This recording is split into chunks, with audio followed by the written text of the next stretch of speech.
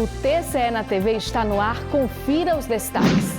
Servidores da Corte de Contas sergipana participam de capacitação sobre controle externo em licitação do transporte público promovido pela Ecojan. Uma licitação que já não ocorria há muitos anos, então vai conceder um novo sistema de transporte no âmbito de 4 municípios. Doação de 10 toneladas de papel reciclável do arquivo do TCE reforça a parceria do órgão com a Cooperativa de Agentes Autônomos de Reciclagem de Aracaju e também a preocupação com o meio ambiente. Um órgão assim, muito importante para a gente, né? E ajuda em muitas coisas, não só em doações de materiais, ajuda em outras áreas também. Controle do dinheiro público. A gente traz o balanço semanal dos processos julgados pelos conselheiros nas sessões das câmaras e do Pleno. E ainda, o combate à corrupção e a reforma tributária são os assuntos da pauta do Diálogo Cidadão da semana. O convidado do jornalista Messias Carvalho é o Procurador-Geral do Ministério Público de Contas de Pernambuco, Ricardo Alexandre Almeida. Fique com a gente, a revista eletrônica do Tribunal de Contas de Sergipe já começou.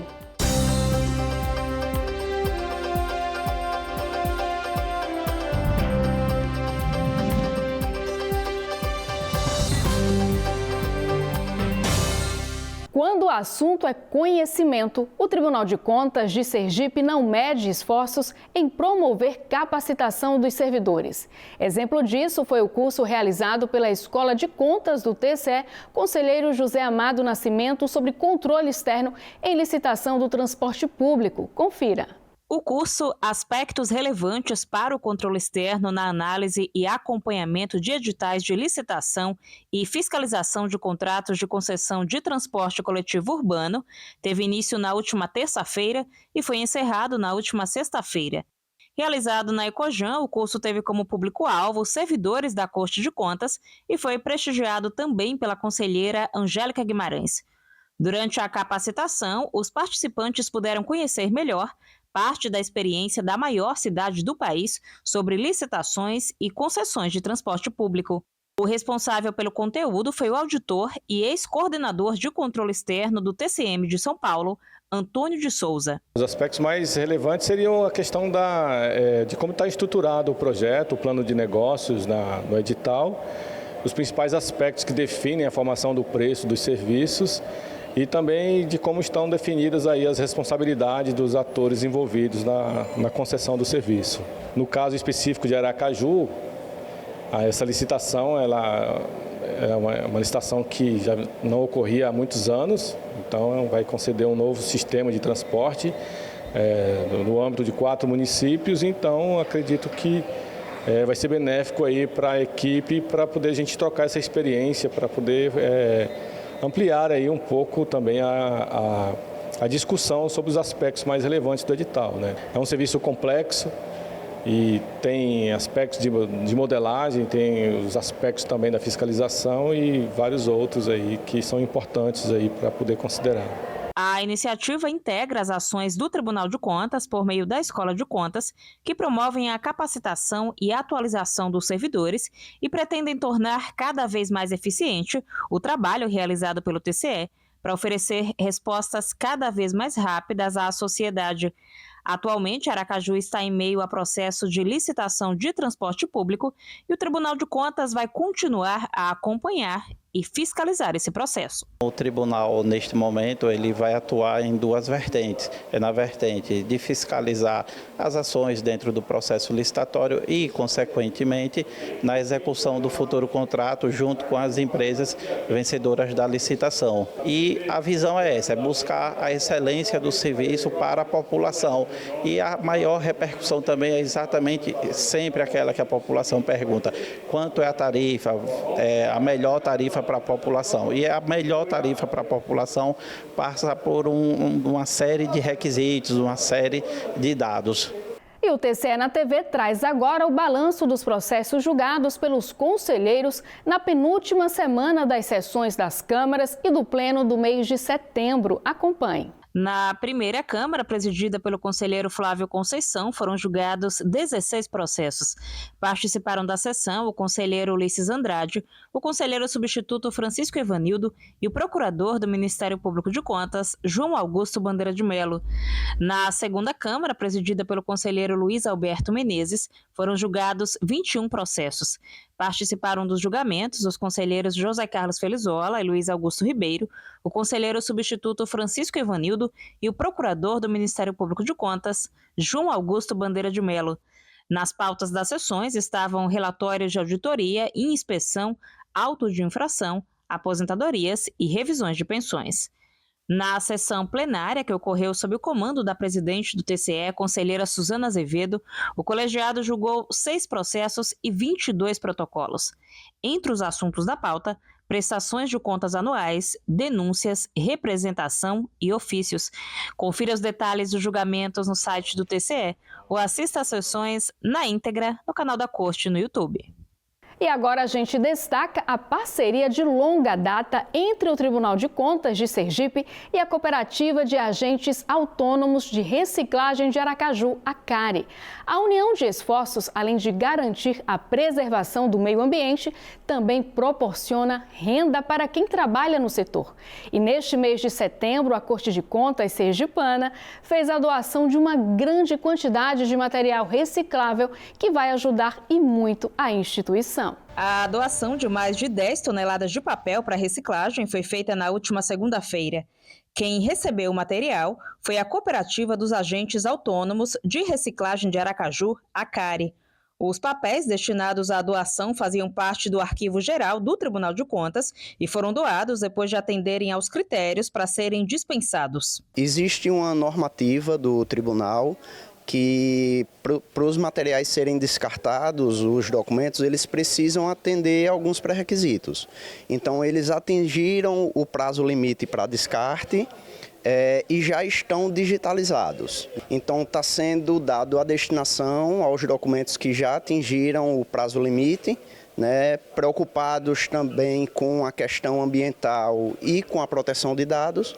Então, está sendo dada a destinação correta para que esses documentos eles sejam triturados e encaminhados para reciclagem. A parceria entre o Tribunal de Contas e a cooperativa existe há alguns anos e este ano o número de doações aumentou, graças ao trabalho realizado pela diretoria técnica, que acelerou o processo de digitalização e intensificou também a análise do material.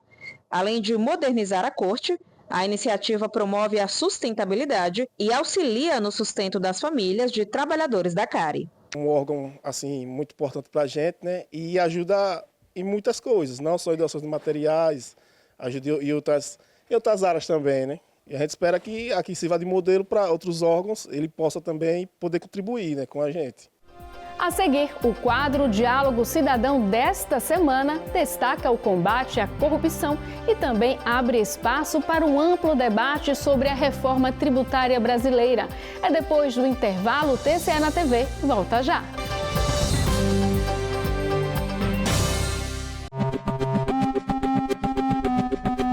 Olá, eu sou Magna Santana, da FAM FM. Minha pergunta para a coletiva de imprensa é a seguinte: como o Tribunal de Contas prioriza as auditorias em diferentes órgãos e entidades públicas? Olá, Magna. Respondendo a sua pergunta, as prioridades de auditoria no Tribunal de Contas do Estado de Sergipe são definidas no PAA, Plano de Auditoria Anual. Este documento é estabelecido a cada ano, com a participação da equipe técnica e aprovado no colegiado. Neste documento, as áreas são selecionadas com base em critérios técnicos, levando em conta a quantidade de recursos alocados, a relevância e o risco de cada área. Outras fiscalizações podem ser realizadas, desde que devidamente motivadas em cada coordenadoria técnica.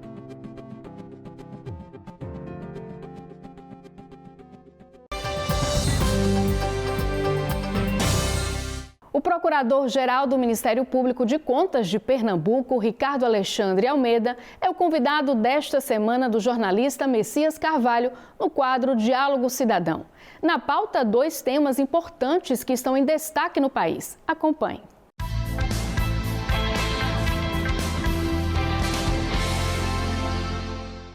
No nosso Diálogo Cidadão de hoje, vamos tratar de dois assuntos importantíssimos. Um na pauta do dia, que é a reforma tributária, a mexer no seu bolso aí, né?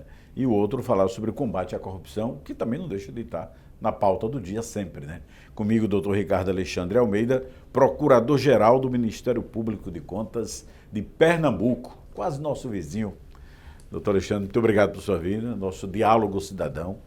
Momento importante da gente discutir esses temas, né, que são fundamentais. O senhor faz parte de um fórum de combate à corrupção. Me conta essa história lá. Exatamente. Esse fórum tem como objetivo alinhar o funcionamento das instituições, né? Nós temos várias instituições que trabalham no combate à corrupção, Polícia Federal, Receita Federal, Ministério Público do Estado, Ministério Público Federal, Tribunais de Contas, Ministério Público de Contas.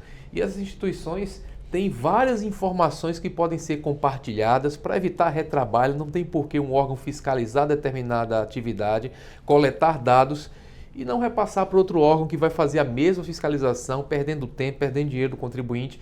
Então, trabalhando em rede, com as informações sendo compartilhadas, o sucesso no combate à corrupção, que é o interesse de todos, é obtido com mais facilidade.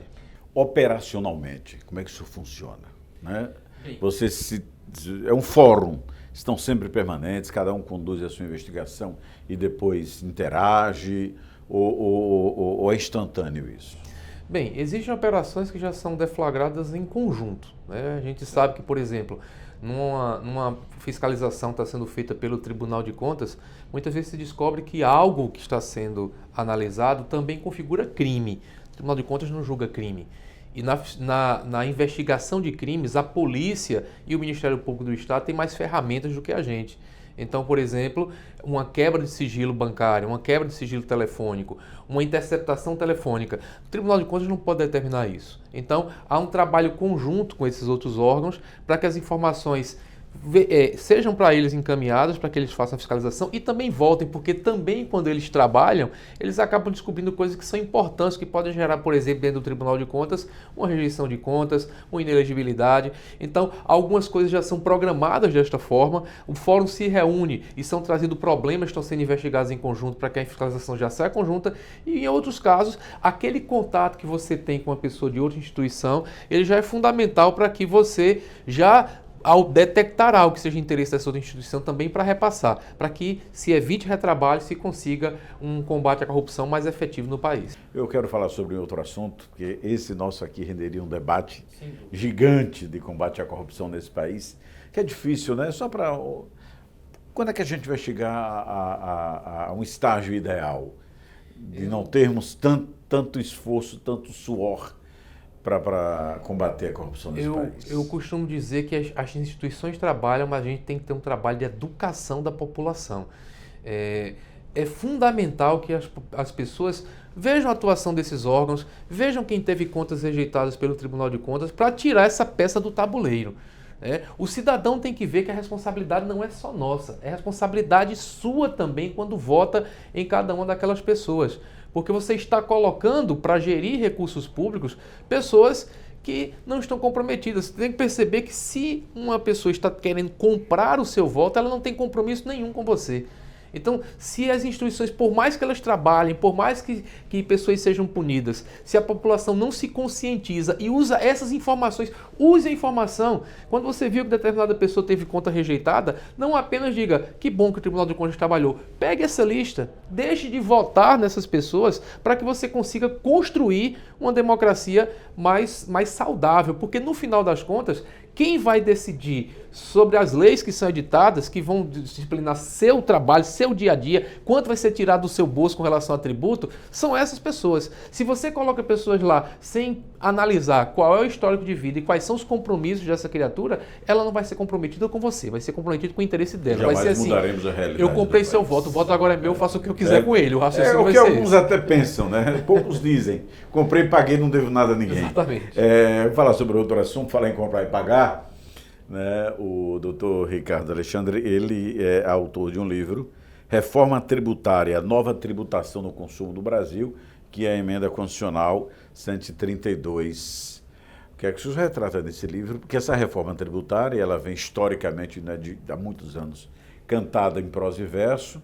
Sofremos aqui e acolá algum arremedo, mas essa é para valer, é boa essa reforma tributária? Bem, o texto que foi aprovado no Congresso Nacional da emenda é um texto razoável. Eu costumo dizer que nosso sistema tributário pode passar de um sistema nota 5 para um sistema nota 7, o que já é uma evolução muito grande, uma evolução de 40%. Mas eu digo pode ser porque depende da regulamentação. Eu gostaria muito que a população estivesse acompanhando mais essa reforma, essa regulamentação. Por quê? O que está sendo decidido é quem paga a conta do Estado. Quando alguém me pergunta o que é um tributo, é uma maneira de dividir a conta da sociedade. O Estado precisa construir escolas, hospitais, pagar servidores públicos e ele precisa de dinheiro para isso. E quem é que vai bancar isso? Nós, a sociedade. Então, como nós vamos bancar? Vamos tirar mais dinheiro de quem ganha mais, tem mais rendimento, de quem tem mais patrimônio, de quem consome mais. Então, quando você, por exemplo, decide que a tributação vai ser mais pesada sobre o consumo, que é o que acontece no Brasil, você está decidindo que mesmo aquelas pessoas que têm, veja só, quem tem rendimentos mais baixos, as pessoas mais pobres, praticamente 100% do que elas têm de remuneração, de salário, elas consomem, porque elas não têm condição de guardar, de fazer poupança. Então, a tributação forte do consumo vai bater com mais força nas pessoas que são mais pobres. Quando você tributa mais renda, mais patrimônio, você pega as pessoas que são mais ricas. Os países de tributação mais injusta, eu coloco o Brasil nessa lista, eles tributam muito o consumo, muito consumo. Isso não vai mudar com a reforma, infelizmente. Mas vários aspectos vão ser efetivamente melhorados. Por conta de você ter uma tributação mais clara, você acabar com a sistemática. Isso ao mesmo tempo que é uma coisa muito boa, ela é perigosa para o Nordeste e para o Norte. Porque a gente vai acabar com benefícios fiscais, a tal da guerra fiscal. Eu sempre, quando alguém me entrevista, eu pergunto, eu sou um tributarista, e como todo tributarista eu tenho que dizer que guerra fiscal é uma coisa ruim. Porque você faz com que empresas de grande potencial de contribuir, com grandes recursos, pague menos tributo. Isso é ruim. Mas como tributarista nordestino, eu me preocupo com o fato de que a política de concessão de benefício fiscal sempre foi a política de desenvolvimento do Nordeste. Lá em Pernambuco, por exemplo, você tem uma fábrica da Stellantis, da Jeep, que só foi trazida por lá porque tem um benefício, as pessoas não têm nem noção disso, de 95% do ICMS eles não pagam. Então, esse benefício fiscal é dado para atrair a empresa. Agora, se Pernambuco não fizesse isso, outro estado faria. E se nenhum estado fizesse, como agora não vai poder mais ser feito, a empresa iria para onde? Para próximo de onde estão os seus centros consumidores maiores, e onde está a melhor infraestrutura, que são os estados mais ricos do país. Então, essa reforma tem esse perigo de tirar uma ferramenta de desenvolvimento dos estados. Quanto às empresas propriamente ditas, o fim da guerra fiscal e a legislação única, porque hoje em dia você tem uma empresa e se você quiser ter filiais em vários locais do país, você tem que contratar um conjunto de profissionais para entender como é a legislação de Sergipe, como é a legislação de Pernambuco. Isso vai acabar, porque a legislação vai ser única. Os estados vão parar de conceder tantos benefícios fiscais, não vão poder conceder, salvo aqueles que já estão na Constituição, e, ao mesmo tempo, a empresa vai ter condições melhores de competitividade. Isso é uma coisa muito boa. Agora, a população, infelizmente, não pode esperar uma redução de carga tributária. Ou seja, o consumidor vai pagar mais caro nessa reforma? Fundamentalmente, a ideia é não aumentar nem diminuir a carga. Inclusive, tem travas, porque se a carga tributária for aumentando, vai haver uma trava que vai fazer com que ela automaticamente seja reduzida para voltar para o patamar que estava antes. Então, não vamos ter nem aumento de carga tributária, nem redução dessa carga tributária.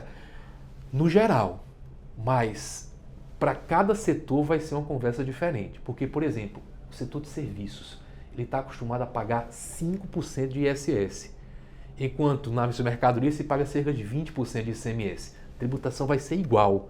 Então, na prática, a tributação vai ficar muito mais pesada para quem presta serviço, para a maioria das empresas. O setor da indústria, ele vai ter direito a bater como crédito de tudo que ele comprar. Porque é só uma explicação técnica, mas é simples de entender. Hoje em dia, se você produz um aparelho de telefone celular, você pode se creditar para abater dos seus débitos de imposto quando você for vender, sobre tudo que você comprou para fazer aquele celular. Então você comprou o display, você pode se creditar daquilo. Você comprou componentes eletrônicos, você se acredita daquilo, mas o que você comprou, por exemplo, para o almoxarifado da empresa, para atividade da empresa que não seja diretamente ligadas à produção de celular, material de expediente, por exemplo, material de limpeza, todo o resto que você comprou, você não se acredita.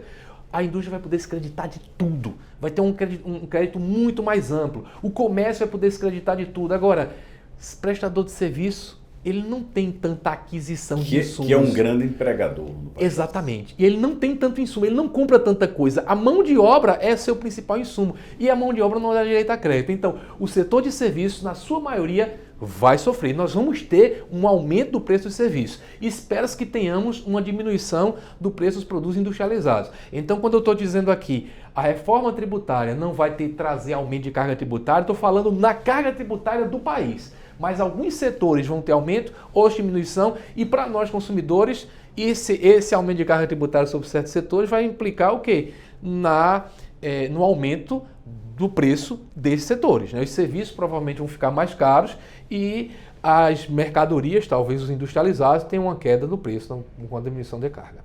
Para estados e municípios, a vida vai ficar mais tormentosa ou não? Para estados e municípios, em primeiro lugar, como eu tinha falado, para os estados, a diminuição da possibilidade de atrair empresas dando benefício fiscal. Quanto à arrecadação, o que se espera é uma mudança na distribuição do país. Tem uma mudança muito importante quanto a isso. Atualmente, existe um sistema misto de repartição de receitas relativo a ICMS. Deixa eu dizer de maneira bem simples isso. Se uma pessoa aqui em Aracaju compra uma mercadoria pela internet que vem de São Paulo, uma parcela do ICMS dessa operação fica na origem e uma outra parcela vai para o destino.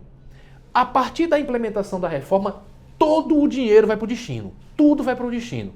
Isso, São Paulo no início recusou-se a aceitar, né, porque São Paulo vende mais para Sergipe, muito provavelmente, do que compra de Sergipe. Então, para São Paulo é uma perda ao longo do tempo. Mas São Paulo acabou aceitando porque, no final das contas, a reforma também veio com aquela outra mudança que impede que os estados deem benefício fiscal. Então, olha só, Sergipe não tem mais como atrair a empresa concedendo benefício fiscal, mas vai ser beneficiado pela regra de mudança para o destino. Então, vamos ver essa conjunção de regras aí, como é que vai ficar, né? Porque temos perdas e ganhos ao mesmo tempo. E para os municípios, muito importante, a mudança na regra de repartição de receita do IVA, né, que vai ser criado, que vai ser o IBS, no caso de estados e municípios, vai beneficiar muito os municípios mais pobres. Porque, por exemplo, uma parcela de recursos que era distribuída quase que exclusivamente com base no valor agregado local, ou seja, na riqueza local, vai ser distribuída de acordo com a população. Então, o município que tem uma certa população e não produz nada, ele vai ter um benefício com relação a essa repartição. Então, acho que vai melhorar quanto à repartição de receitas no Pacto Federativo, mas a atração de empresas sem o benefício fiscal, isso aí me preocupa muito como nordestino. Pois é, e para o consumidor fazer o quê? Esperar esse bonde chegar, né? O seu livro já está disponível?